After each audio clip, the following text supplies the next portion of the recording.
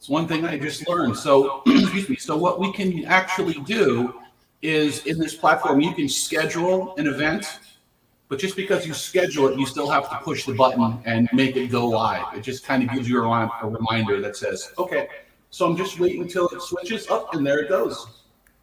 Okay. So, I am going to once again take his video. I'm going to add it in. Spent a lot of time these past few weeks trying to think of words and stories that will do my mom's memory justice. She was an amazing person, clever, witty, smart, funny, caring, loving, just an all around wonder. But the challenge I faced during this month or so of reflection is that it is so hard to express in words what it felt like to be raised by my mom. So I could say she was infinitely warm, but that does not tell you what it felt like to be hugged by her. I could say she was hilarious, and she was.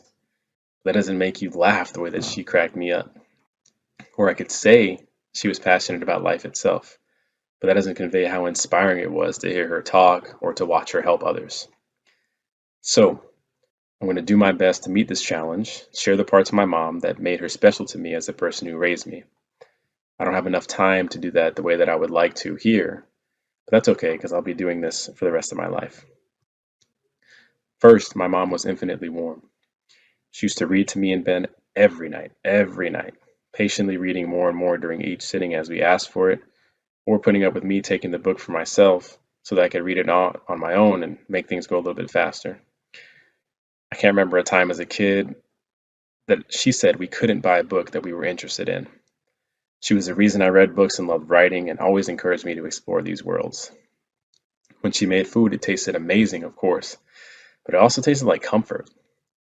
Hearing her talk on the phone with friends, cousins, brothers, coworkers was great because you could hear the joy in her voice when she placed or answered a call and said, "Hey."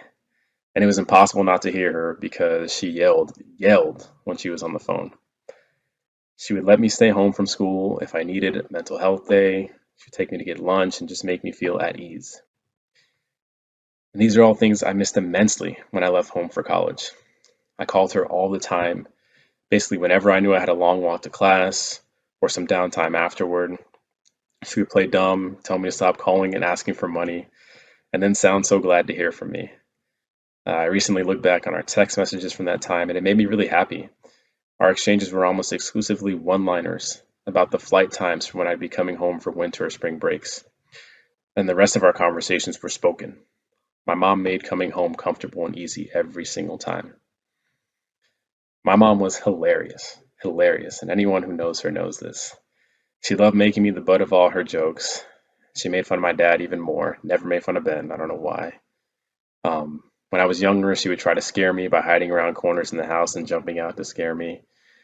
She would roast me no matter the day, time, or occasion. She'd tell me I needed a haircut, tell me take a shower, tell me to shave, whatever. She would do this whether we were in the company of friends, family, or complete strangers. It never mattered.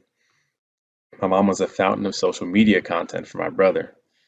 Always willing to dance with him, say dumb stuff, and just generally act a fool. She was a great time. And she loved using humor as a tool to smooth down my own hyper competitiveness. Maybe she had a grand plan to get me to take life a little bit less seriously and enjoy it.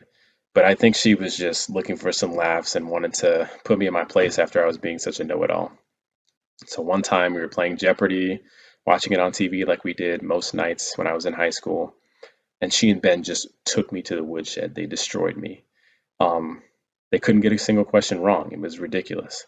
After the episode was over, my mom revealed that she and Ben had pre recorded the episode, memorized as many answers as possible so that they could destroy me and just make me feel like a lesser human being. So these are the lengths that she went to make a joke of me, to bring me down to earth and just get me to relax and chill out. And I love that about her. And finally, my mom was passionate about life itself. When I lived at home this past year because of COVID, we worked in offices right next door to each other in the house. And during her very loud calls on the phone and on Zoom, I heard her problem solving each morning with her team at work, wishing everyone a good day, ordering food for the office, arranging parties, anything. She knew the life details of those she worked with, of her friends, new and old. She suggested books to everyone, always, and sent them to them as well. I know my mom was doing a lot because she would always ask me, "Do you remember so and so?" And I would never remember that person by name. But my mom would remind me of their story and their circumstance and tell me what she needed me to do to help her help them. As Ben continued to grow with his music, my mom would make a call or text me whenever his numbers updated in terms of his streams. She was so obsessed with his success and his happiness, and talking with her about him always made me smile. And of course, for my mom, writing was a form of life. When I was home this past year and a half, I would hear her from my room late at night, staying up to write, typing, or going into the kitchen for a snack. I know it was her passion, and that she stuck with it no matter how much it frustrated or challenged her, or when the inspiration or ideas did not flow how she would have liked them to. She would share drafts of finished stories with me, and I would marvel at all that she produced. Reading her words in the weeks since her passing has been a source of real solace for me, and has reminded me of the energy and love that she infused into that practice. I don't have any regrets about my relationship with my mom. She saw to that because of how loving she was. And writing these words it's been a joy. My mom saw to that too because of how joyous her life was. So I'm just happy I've been able to share this with you all. I hope I've done her memory justice and done a good job of sharing just how she made me feel. And these are words and moments that will live with me forever. So thank you all for being here. And thank you for letting me share this part of my mom with you.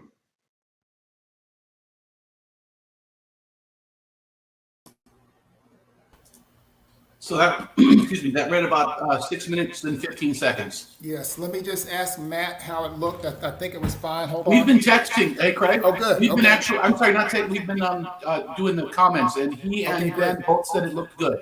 Good. Okay, great. Would you like to Okay. see any of the others? No. I just wanted to. We hadn't played that one all the way through. I trust that the others are going to play through, so we're good. We're Okay. good.